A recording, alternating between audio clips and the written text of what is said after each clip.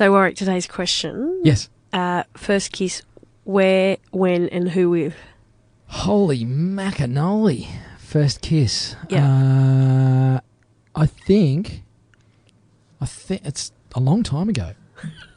It wasn't my dog, fortunately, or the neighbour's cow. Anyway, I think it was in what my brother and I used to call the pine forest. We lived on small acreage when I was a kid, and I was in primary school.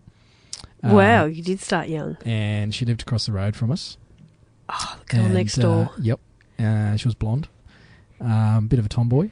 Right. But, it was laying amongst the pine needles in the pine forest when I was about, how old would I have been then? I reckon I was probably 11.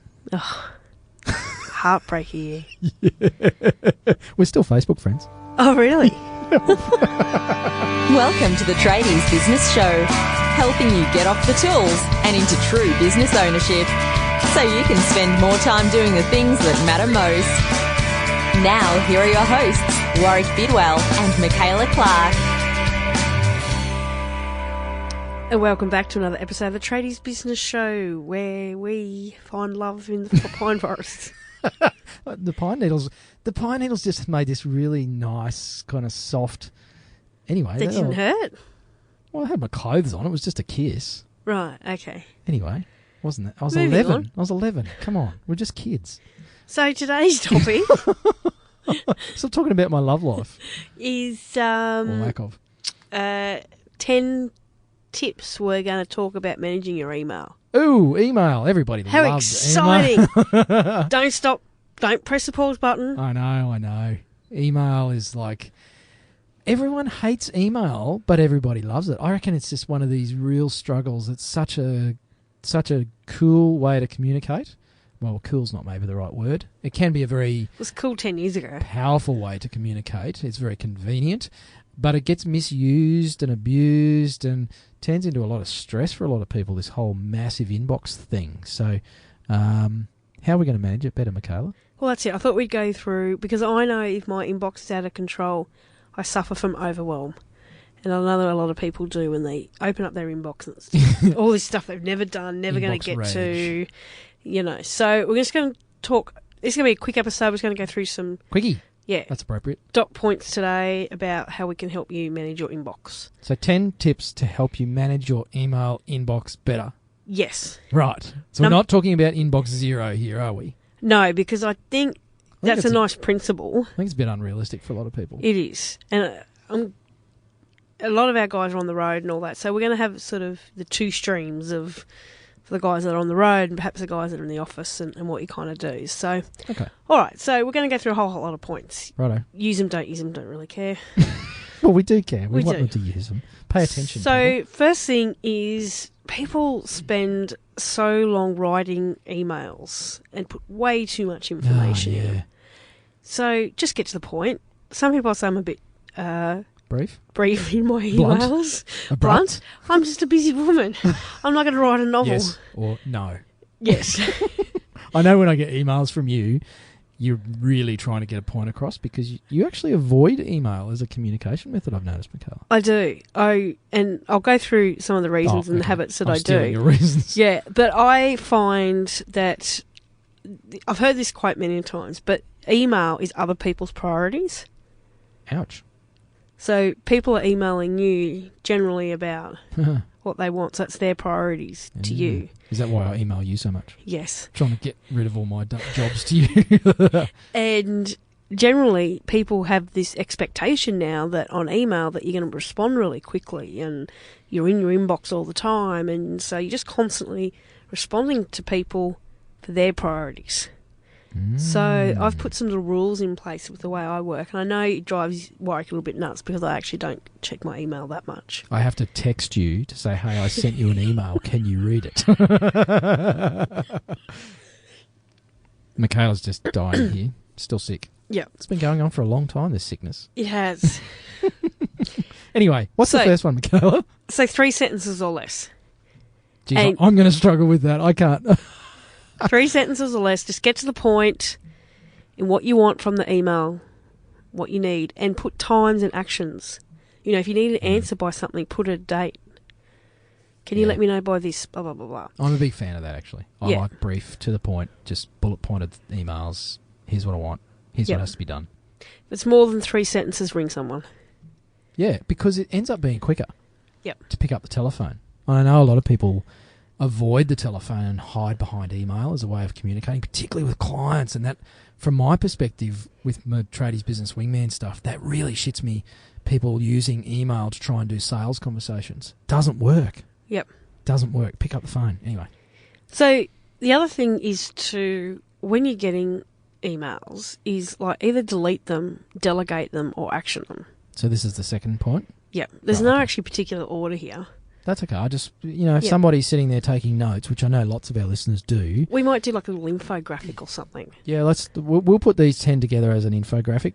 Good idea, Michaela. and put them on the website and all that stuff as well. So who's doing that, you or me? Can you Um, email me about that? Yeah, I will. So first one is 3 sentences or less. Yep. Second one is delete, delegate, or Do. action. Oh, Yep. do. Okay, Yep. the 3 Ds. Yep. Hey, there you go. That's catchy. Yeah. You should, Write copyright that that down. or something. Yeah. So obviously, it's, if you're going to read it, delete it. If you don't need it or whatever, just get it out of your inbox. Yeah. Get rid of it. If it's something that you don't need to do or someone else in your team's going to do, just delegate it straight away or otherwise action it. Oh. Especially if it's going to take like 2 minutes or less. Anyway, I'll let you move on. What's the third one? Okay, so we get a lot of emails these days that we don't necessarily like subscriptions, newsletters, and things like that. Mm-hmm. So if you have a Gmail or Gmail apps for work account, I don't know if this works for the others yet.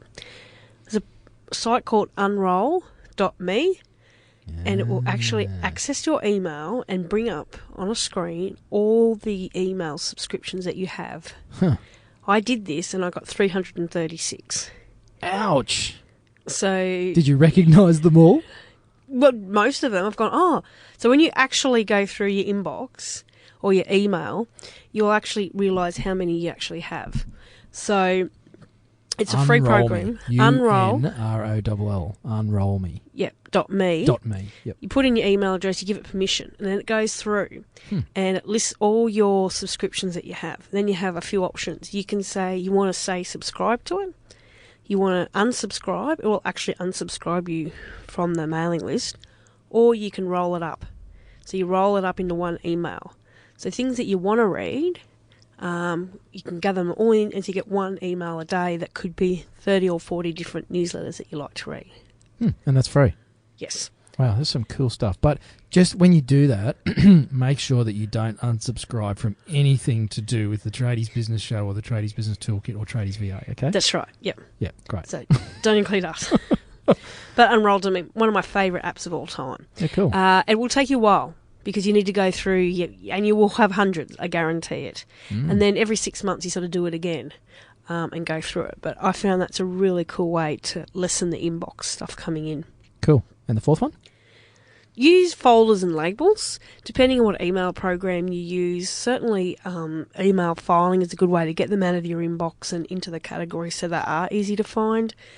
Also, with things like Google Mail and Gmail, you can do, and Microsoft Office Other 365, thingies. whatever it's called. Yep. You can label incoming messages to what inbox they're coming into or who they're from and all sorts of different rules and things like that. So you can do a heap of stuff with that, which will make it a lot easier. If you have a lot of Gmail and Google Apps accounts, you can get them all going into the one, so you're only having to check one. Yep. So that's a I've pretty done cool that. thing. Yep. Makes it real easy. Yep. So using folders and labels and things like that as much as you can. The fifth one is only checking your email once or twice a day. And I know some of the big online entrepreneurs are really big advocates of this. Some of the top trainers is setting aside, I would say for most of our tradies, probably 2 or 3 blocks a day where you check email.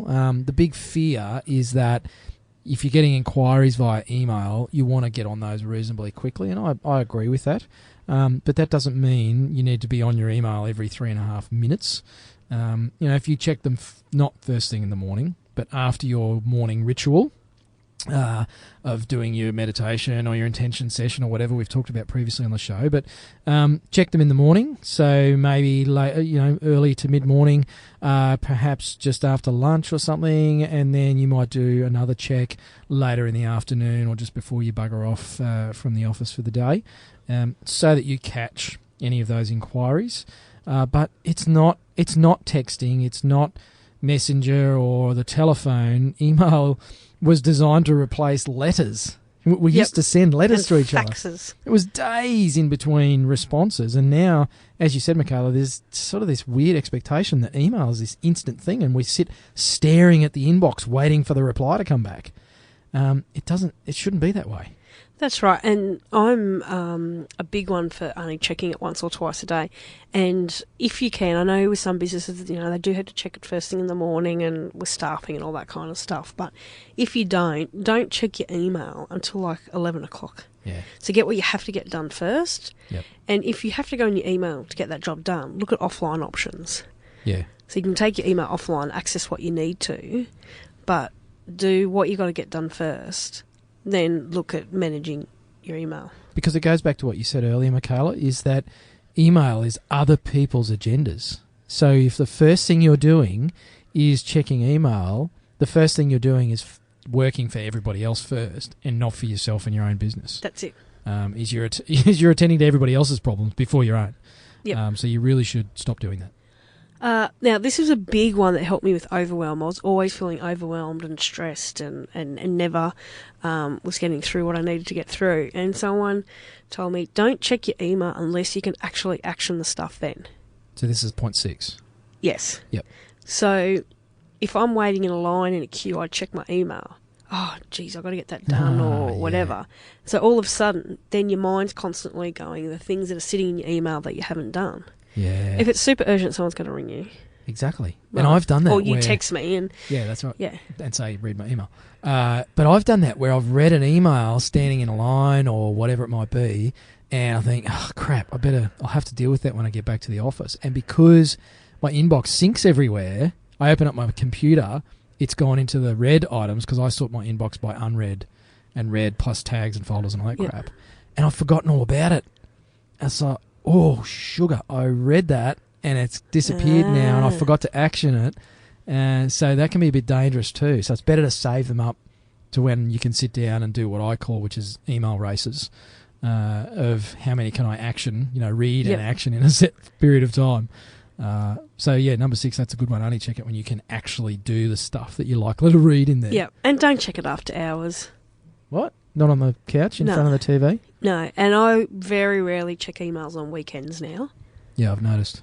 Because, well, it's my weekend, and then I'm going to think, I really should do that. And then I spend the next 2 days thinking of stuff I haven't done. And yeah, it'll still be there on Monday. It's right. And I don't think, I don't expect anyone I work with or suppliers and that to be on their emails on the weekend, but for some reason there's this expectation that we're available 24/7 now. Yeah, it's crazy. Yeah, and I used to get clients emailing me for work on the weekends all the time. And then I'd go, oh yeah, I'll do it. What? Because that's when they've thought of it. So, yeah. And that's what I do is I send an email to somebody because then I don't have to think about it anymore because it's now their problem. Yeah. Oh, ouch. Yeah. I'm an enabler. All right, what's the 7th one? I think I know what this is, but... I know, you're having trouble reading my little scribble out here because we kind of just did a little brainstorm here. The other thing is looking at... So there's 2 types of emails. This is going to be a non-techie try and distinguish the difference. Mm-hmm. So there's like pop email, which is like the old school email where you download it on one thing. Do you want me to try and explain it? Go on. Are you talking pop or IMAP? I'm talking just server email as opposed to like pop email. Yeah, so one syncs across all your devices. Yeah. One doesn't. Yeah, so the old way, it downloads, wherever you read it, the email downloads to that device, whether it's a computer, a phone, whatever, and that's it. That's the only place you get to see it, and it disappears off the server that's up in the clouds. The new way is what's called IMAP, which is what Gmail uses, particularly apps for work, which is freaking awesome, I have to say. I'm a convert. So anywhere you look at your inbox, that is actually an image of the server, which is up in the cloud. So you're never pulling the email down from the cloud and onto your device. You're just looking at what's on the server. So if you tick an item as read, it'll show up as read across all your devices. Or if you delete it, it gets deleted from everywhere. So that new way means you never get kind of double ups and missing stuff, and means you can open your email anywhere and it's exactly as it's supposed to be. It's a live representation of your email server. Did That's I do right. okay, Michaela? You did very well. Oh, there you go. So if you've got like anything to do with Gmail or Google Apps, or if you've got Microsoft Office 365 or any sort of server email, that's what you want to get. Yep. So if you can change it over, try. And I am a big fan of Gmail, actually. The Did I apps convert for you? work.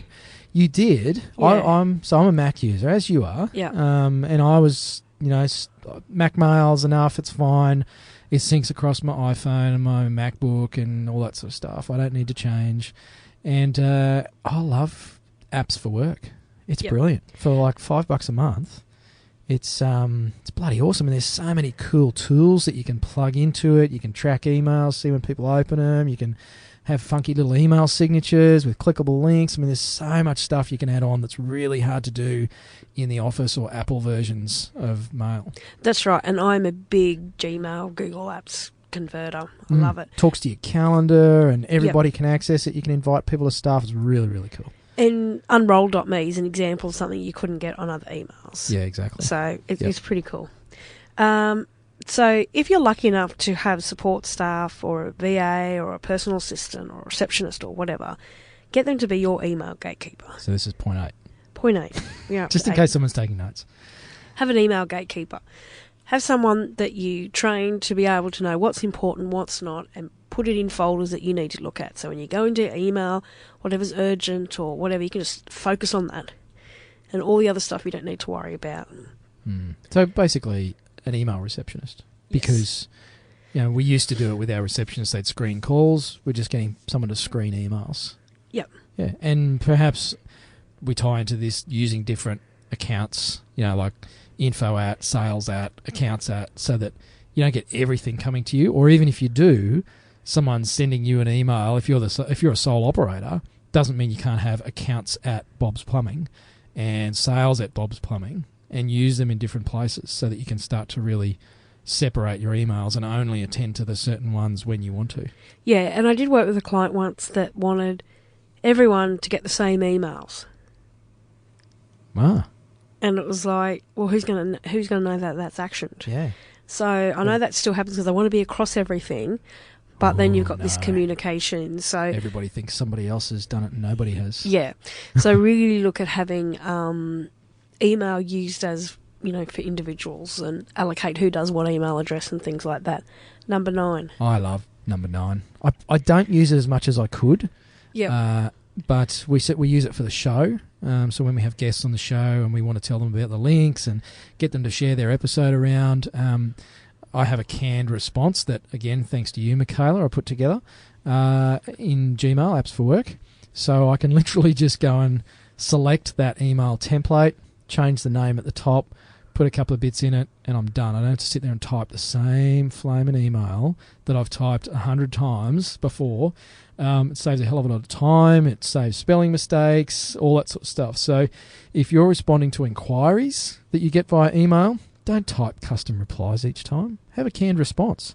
You're the only one that knows that that's a canned response. Yep. The person receiving the email doesn't know that, if you've written it well enough. Yep. And then you make sure you send out all the right information. You can just concentrate on getting the name right at the front. Yep. And that's it. So, yeah, those canned responses or email templates are really, really good. And then when you're, taking customer inquiry, you can be typing their email address straight into the to box. Your can's up there already. Adjust whatever you need to of an appointment time or whatever, and it's sent by the time they got off the phone. So that's another, wow, look at this service that you're getting. Yep. So any sort of templated function that you have in your email, but with Gmail it's called, or Google, it's called canned responses. Yep. There is a video on my YouTube channel at Tradies VA that shows you how to do a canned response in Gmail. Just There you go. FYI. I didn't know that was there. You could have told me about that before. I spent an hour figuring it out. I will put it on the show page. And number 10. Number I'm losing my 10, voice. Michaela is just recovering from her extended flu here. But number 10, I just had a big light bulb moment about number 10, Michaela. Yes, I think this is one of the best kept marketing secrets that people don't use. So when you go on holidays, you put your out-of-office assistant on, and you put your holiday email on. So there's two ways you can use this. You can use this as an automated email all the time that says, you know, who to contact, what to do, response time, how long before we're going to get back to you, all that. What it can also do is, if you're on holidays or not, is also have some key marketing messages in there. Blog posts, videos, anything else that you want to, you know, use to promote your business. So especially if you are on holidays or it's the weekend, hey, thanks for your email over the weekend. Look, here's some frequently asked questions, or here's our process, or whatever it is. So actually use your out-of-office assistant as a marketing tool. It's not just for when you're out of office. And that's the light bulb moment I just had is, for example, days like today when I'm in the studio all day recording, people are emailing me and I'm here, you know, in our breaks or when I grab a coffee, checking emails and making sure I'm keeping up to date with my Wingman clients, is I really should have an autoresponder on there saying, hey, thanks for your email. I'm recording today. If it's urgent, give me a call. If not, I'll get back to you first thing tomorrow morning or on Wednesday or whatever it is. So I can at least, you know, because there's nothing I hate more than sending an email, personally sending an email to another business or, you know, to one of my suppliers or whatever, and I don't hear anything for a day or two, and I start to think, wonder if it's gone to spam. Did they get it? And that's why I text you, because you never reply to me anyway. But I've had that where I've then followed somebody up and said, hey, you know, sent you an email. I wasn't sure if you got it or not. If you got any questions, give me a call. And I've got an instant response back saying, oh, no, I just went and checked spam. It was sitting in there. Now, I don't know if they're lying and they just ignored me. But Just didn't like you. But it has happened where emails go to spam a bit. Spam filters are getting quite aggressive these days because of all the security threats. And so it's worth using that to just acknowledge that you've received a customer's inquiry, for example. But what you missed really critical is, setting expectations and things like that. Yeah. But you should have said, too, I'm in the studio recording for the Tradies Business Show. Have you had a Marketing listen? message. Here's the latest episode on how to improve your email inbox. So if you're, you know, on a big job, hey, we won't get back to your email till the next 1 to 2 days. We're on a big job at the moment, and this is what we're doing. Yeah. Or check out our Instagram account for the latest photos. That's right. There's so many messages that you could be putting in your email that so every time you send something out, it should be marketing and branding around your business. If you are on holidays, one thing I do love is, hey, we're away, but don't go empty-handed. Here's some of our latest blog posts or videos, or here's a link to book in when we come back. Yeah. Don't just say I'm off having holidays, you know, I'll respond here. Or if you're running a special at the moment, a special offer, check out our latest offer on Facebook or whatever. Yep. You know, and you can turn it on and off, you know, every couple of hours. Yeah. I mean, it's not like when you just go on holidays. So yeah, that's a really cool way to, you know, surprise and delight people in their inboxes as well. Nice. I love that one. I'm going to go and do something about that. Wow, right I away. actually taught you something. In our next break, I'm going to put an autoresponder on. And plug the show, won't you? Yeah. Jeez. Which show? Throw Buddha. Oh, no, that's a different one. Oh, Hey. cross-promote. Mentioning my other podcast, Go on, love. quick. Oh, look, if now I feel a bit dirty, Michaela. You should, we did because talk you about just my mentioned your first mistress kiss. in our show, and I'm just giving you this great, valuable information. You just go and promote the other show. I'll do that in my autoresponder email instead. That way you won't see it. Warwick and Jay, who was on a recent episode, finally had their podcast up. It which finally is- went live. So Yes. it went live. If you're listening to this episode as it's released, probably went live a week or two ago. So it's called Throw Buddha on the Barbie. It's a bit different to the Tradies Business Show, but it's kind of the same. You know, a couple of Aussie blokes just having a yarn about spirituality. I'm not a bloke. Mindset. Yeah, not you, Michaela.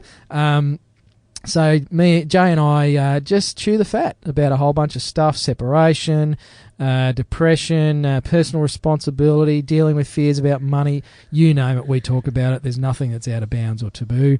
And it is explicit as well. It's got an explicit rating because we use some adult language. But you'll find it on iTunes, Throw Buddha on the Barbie. And, Okay, righto. The Facebook page is up as well. So check that out. And you are with the Tradies Business Show with Woz and Michaela. And we've just wrapped up 10 tips to manage your email better. So hopefully you got something out of that. I'm sure that you have. But email doesn't need to be the beast that you think it is. You take control. And you know what? If you haven't subscribed to the Tradies Business Show email list, you really should go and do that, because while we're trying to help you declutter your inbox, we send out some really cool stuff to our email subscribers. So go to our website, tradiesbusinessshow.com, and make sure you sign up, because then we can talk to you directly and you don't have to kind of find out third hand via Facebook or iTunes or whatever. That's it. And you should be doing the same with your clients. So anyway, That's there it. you go. And look, I do love my clients very much. I will respond to your emails. Just not mine. Just You only ignore me, not your customers. Nice. At least I know where I stand. that's it. Anyway, great 10 tips. Thank you, Michaela. And until next time, listeners, hooroo. Bye. You've been listening to the Tradies Business Show with Warwick Bidwell and Michaela Clark. Want to get off the tools and into true business ownership? Find out how at tradiesbusinessshow.com.